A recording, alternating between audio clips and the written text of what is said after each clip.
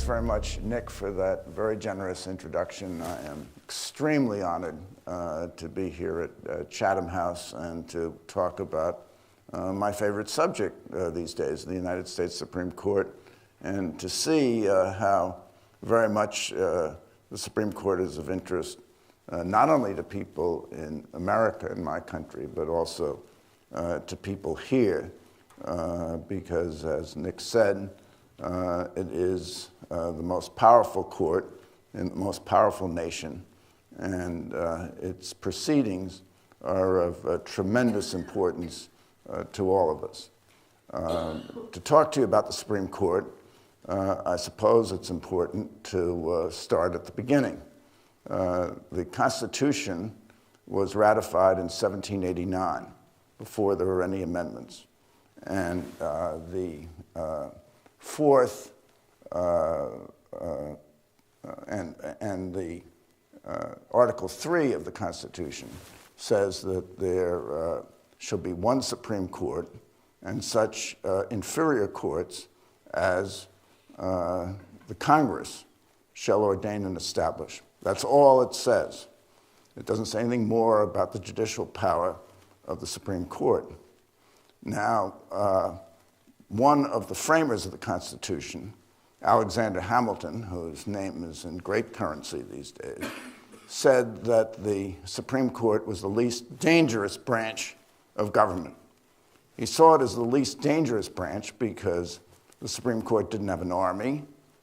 Hamilton knew a lot about armies, and it didn't have any money. So it didn't have an army the way the president did, and it didn't have any money the way Congress did. So therefore, it was the least dangerous. Hamilton, of course, was killed in a duel in 1804. And the year before, he had a pal, a political pal, named John Marshall. Now, John Marshall was our fourth Chief Justice. And in 1803, he decided a case called Marbury against Madison. And that's when it all started. Because in Marbury against Madison, Marshall usurped a right, seized a right and a power that was found nowhere in the Constitution. Namely, that the Supreme Court could declare acts of Congress unconstitutional and could also declare acts of the president unconstitutional, as well as its role in reversing the judgments of the lower court. Now, this is very much unlike your system here, because as I understand it, once Parliament decides something, Parliament's rule is supreme. But it says in the Constitution itself that the Constitution shall be the supreme law of the land, which means that the Supreme Court, as Marshall saw it, has the power of judicial review to determine whether any acts of Congress, the state legislatures, the state executive, or the president are unconstitutional or contrary to what's required by the Constitution of the United States. So the Supreme Court is our last word on the Constitution, and it's always a question as to how the Constitution is to be interpreted. Marshall said, we must remember it's a constitution we are expounding. Well, I don't know quite what that means, except that it's for the judges to interpret the Constitution and tell us what the law is. The theory has always been that the justices should be the oracles, not Apollo. They shouldn't make the law. They shouldn't be legislators. They should simply interpret the law. But the fact is that judges do make the law. They just make it in different ways from the ways that the legislature does. So we have a separation of powers. We have an executive power, the president. We have the Congress, the legislative power. And we have the judicial power. There it is, graphically. Separation of powers. Now, the other thing that Hamilton wrote about in the Federalist Papers was that justices, because the judges, because they're the weakest branch, have to have life tenure. They have to have independence, because otherwise they would be susceptible from attack and removal by the Congress or the president which might not like their judgments. So the justices must always feel that they are above the political fray. Now, that has largely been the case.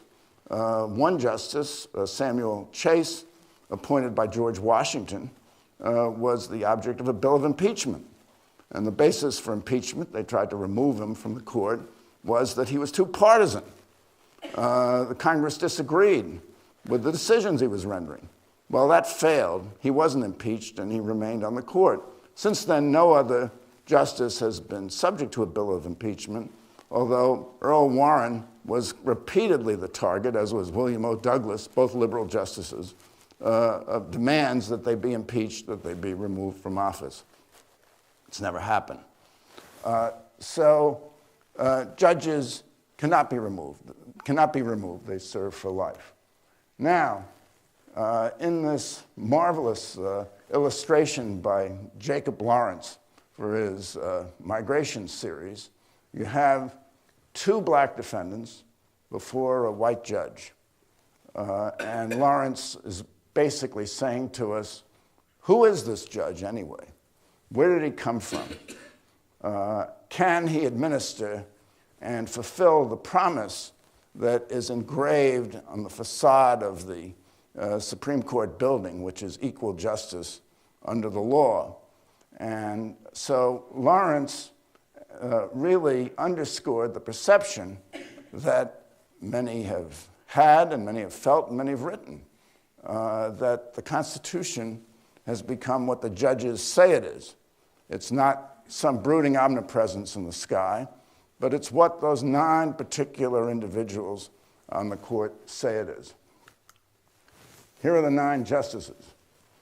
This one, Antonin Scalia, died last February, leaving 8 justices and a vacancy to be filled.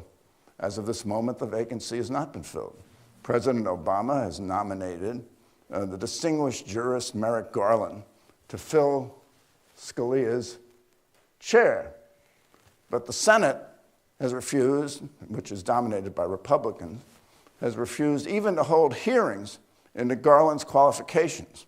So the Constitution says that these justices are all to be appointed by the president, but they must be confirmed by the Senate. And frequently, the Senate is of a different political party than the president.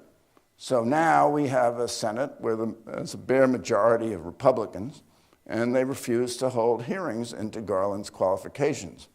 I think there's some merit to the position that either the Senate has waived its right to advise and consent, or that the Senate has been derelict in its constitutional duty by refusing even to consider Merrick Garland. The problem with a lawsuit, which might be favored by the justices of the Supreme Court or other judges, to require the Senate to perform its constitutional function is, if they did hold hearings, it would come down to a vote, and they would vote down Merrick Garland. So there really wouldn't be much in the lawsuit. The other possibility is the argument of waiver. Whether or not they could succeed in that is a problem. And should the administration be embroiling itself in litigation on the eve of an election? So I think probably the wiser course was for the administration to do nothing and wait for the election, since the Republicans said the next justice will be elected by the American people, which is just what the Constitution says should not be done. The Constitution says that the president appoints and the Senate confirms, and it's not an election. These are appointed officials, and they serve for life. So we have a great iconic justice, Oliver Wendell Holmes. And it's really impossible to talk about the Supreme Court without discussing Holmes, because Holmes was a great common lawyer. And he said in a lecture at Harvard that the life of the law has not been logic, it's been experience. So he believed that the judge in deciding a case must look at the precedents, must look at the statute that's involved, must look at the text of the statute, look at the decided cases. But if those did not lead the judge to the result or even to the desired result, the judge must decide the case on what he said was a subtle intuition, far more informative than an articulated major premise. And so Holmes was a great common lawyer. He was appointed by Theodore Roosevelt. Quite interestingly, he was frequently joined in dissent particularly in free speech cases, by Louis Brandeis, who was appointed by Woodrow Wilson, a Democrat. So it wasn't a question of partisan politics. Here you had two legal giants, judicial giants, joining together to interpret the Constitution in a way where they saw that the Constitution protected individual freedoms. Now, I talked about 1789 when the original Constitution was ratified. Another great date in the history of the Constitution is 1791, when the first 10 amendments, known as the Bill of Rights, were ratified. And that includes the First Amendment, freedom of religion, freedom of speech, the political freedoms. The Second Amendment, which has been much in vogue in the political campaign, much discussed, which deals with the right to bear arms. And the Fifth Amendment, which not only talks about self-incrimination, but also talks about, recognizes and presupposes capital punishment, right to trial by jury, right to a grand jury. And then you have the Eighth Amendment, which we inherited from you, from Magna Carta, which says at the same time cruel and unusual punishments, and we'll get to that in a moment, cruel and unusual punishments are prohibited. Franklin Delano Roosevelt perceived the Supreme Court that he saw in the early 30s when he was trying to enact extraordinary legislation to get us out of the Depression as a partisan court, because the court again and again was striking down, conservative court was striking down New Deal legislation, which Roosevelt and his Congress, Democratic Congress, was enacting. They saw that social welfare legislation, minimum wage legislation, regulation of hours for workers, and the like, interfered with freedom of contract and interfered with due process of law. Roosevelt didn't like that, so he introduced a bill in Congress, which was called the Court Packing Bill, or the Court Reorganization Bill, where he said the president would have the right to appoint one new justice for every justice who achieved the age of 70 until there were 15 justices on the court. Well, the Court Packing Bill was kind of dead on arrival. And it was dead on arrival, among other reasons, because a justice named Owen Roberts, who had repeatedly voted with the conservatives in a case involving minimum wage laws in the state of Washington, switched his vote and voted with the liberals, with Brandeis, with Holmes. And that was called the switch in time that saved 9. And so the Court Packing Bill was dead, and Roosevelt didn't mind that so much because justices began to retire. He said they were sleepy old men anyway. And the conservative justices began to retire. And before Roosevelt was through, he'd appointed 9 justices to the United States Supreme Court. But of course, he served for 4 terms. Robert Jackson, who I have to mention is another icon in the court, he dissented in the Korematsu Japanese internment case, which was one of the worst cases and worst decisions ever made in the Supreme Court. He had stepped down from the court, taken a leave of absence to be the Nuremberg prosecutor. He'd been the attorney general. Interestingly enough, Jackson never finished law school. He went to law school for a while, and then he worked in a lawyer's office and worked his way up to be Attorney General of the United States and a Justice of the United States Supreme Court. He was a great writer, and his opinions really are read by scholars today and are considered bulwarks of or declarations of basic liberties. One of the gems that he wrote, which I like very much, he said, "We are not final because we're infallible. We're infallible because we're final." And he really understood that the awesome power that the court had assumed over political decisions and social decisions that were bubbling up from a radically changing society. Earl Warren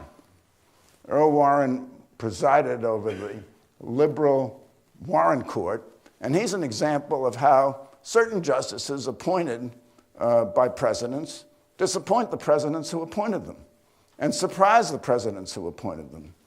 And Earl Warren was a great example because Eisenhower regarded him as a conservative, and he had been a prosecutor. In fact, he'd been involved as a prosecutor in the Japanese internment. He came from California.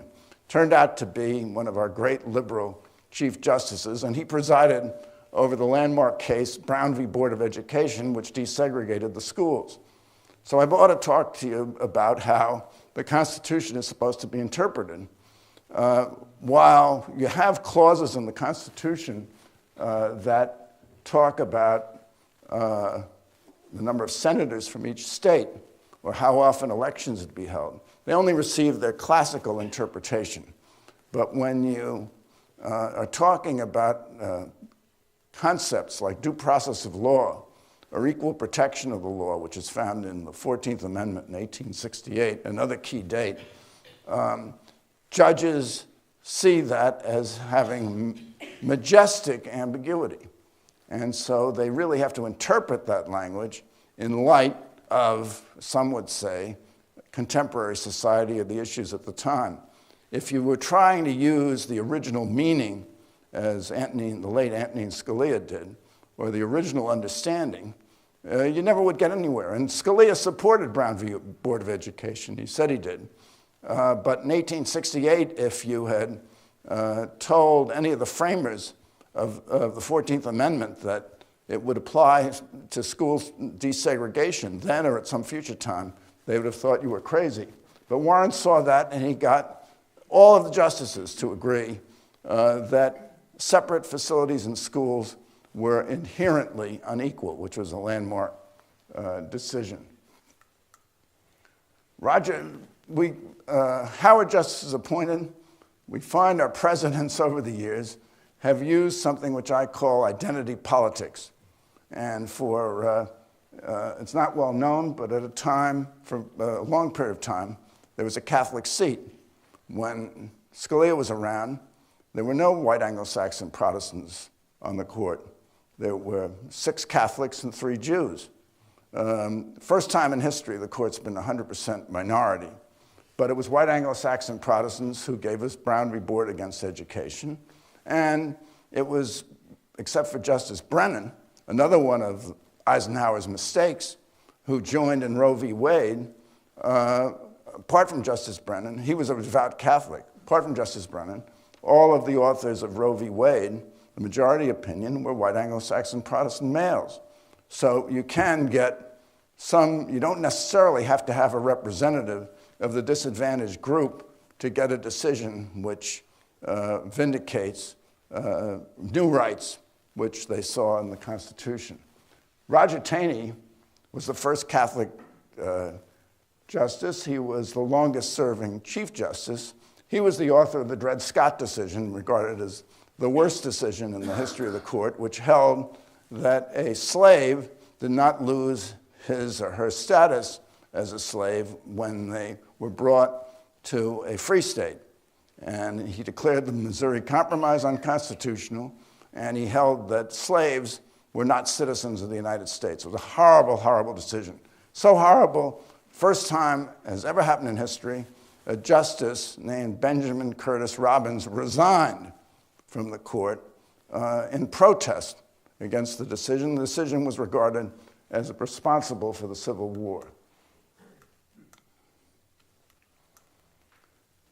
There was also a Jewish seat on the court, and the first Jew to be appointed to the court was Louis Brandeis in 1916. And he faced 4 months of bitter confirmation hearings. He was eventually confirmed.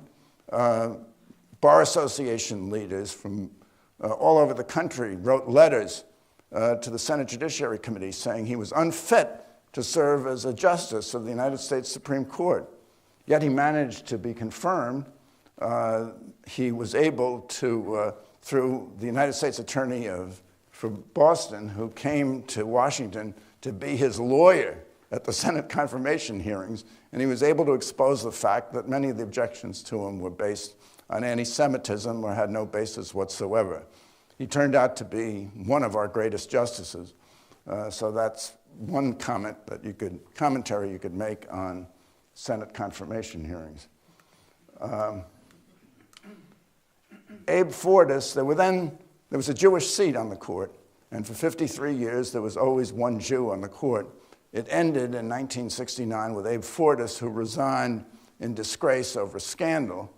And when they had to replace Fortas, Nixon said he wanted to replace him with Harry Blackmun, who authored the decision in Roe v. Wade. And Nixon's Attorney General, and this is on the White House tapes, came to him and said, "You can't appoint Blackmun, you've got to appoint a Jew. This is a Jewish seat." And Nixon said, "I'm not, I'm appointing Blackmun." And Mitchell said to him, "Well, when are you going to appoint a Jew?" And Nixon said, "After I'm dead." That was the end of the Jewish seat. There wasn't another Jew on the court until Ruth Bader Ginsburg some years later. She was the second woman to be appointed to the court.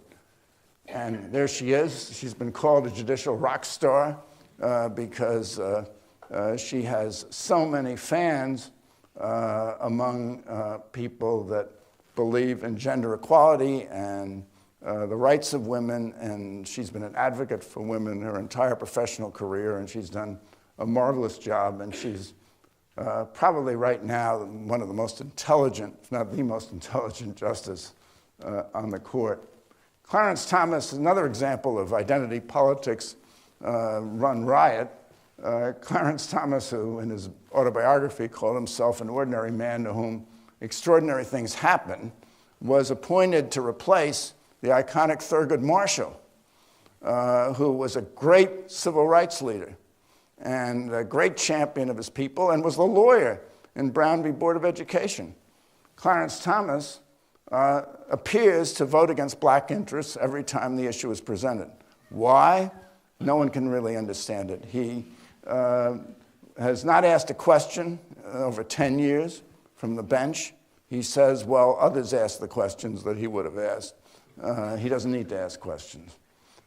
His latest, which I thought was outrageous, was a decision in a case involving challenges to jurors on the basis of race in a capital case involving a black defendant, which is forbidden by the Constitution. And he was the only justice, despite all the conservatives on the court, the only justice to dissent in that case and say that he would allow capital punishment in that case, even though the prosecutor used his, we call them peremptory challenges, to strike blacks from the jury.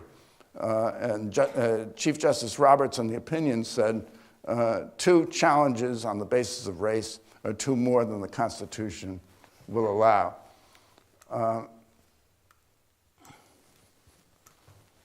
And here's my favorite. Antonin Scalia. He was a strong proponent of capital punishment. And I said we would get to that because the Constitution in the Fifth Amendment appears to authorize capital punishment, but in the Cruel and Unusual Punishments Clause, there seems to be a lot of room to strike down capital punishment. And so the question is, the words cruel and unusual, how do you interpret those? In 1791, we hanged people for stealing horses. In 1791, if you kissed your wife on Sunday in public, you went to the stocks for 30 days. Now today, would you consider those punishments cruel? I think so. Would you consider them unusual? Certainly so. But Scalia said, oh no, that would be stupid, but it would be constitutional because he was an originalist. He said he was proud of being an originalist, although he said he was sometimes a faint-hearted originalist. He had a marvelous rapier-like sense of humor. He had a great writing style, most of the time in dissent when he attacked the other judges on the court, said that they were guilty of jiggery-pokery or pure applesauce. to give an example of how result-oriented he was and how partisan he was a staunch opponent of gay rights. And he dissented in the gay marriage case. And during the course of the oral argument in that case, the lawyer was arguing, and a man stood up in the courtroom, and he began to scream and yell. And marshals came and seized the man and started to drag him from the courtroom. And as they dragged him from the courtroom, the man yelled at the top of his lungs, "You're all going to roast in hell for this." And Scalia said, "I find that rather refreshing." So he said he believed in the devil. Sonia Sotomayor, she said she's a wise Latina woman. She is feisty. She's interesting. She's really a people's kind of judge. She writes wonderful opinions, particularly on the subject of discrimination and race. She's made her mark and her contribution. Chief Justice Roberts, you look at the healthcare cases, he is a conservative, but he's willing to go the other way when he thinks it's necessary for the good of the court, and we can get to that maybe in the Q&A as to why he decided the Obamacare cases the way he did.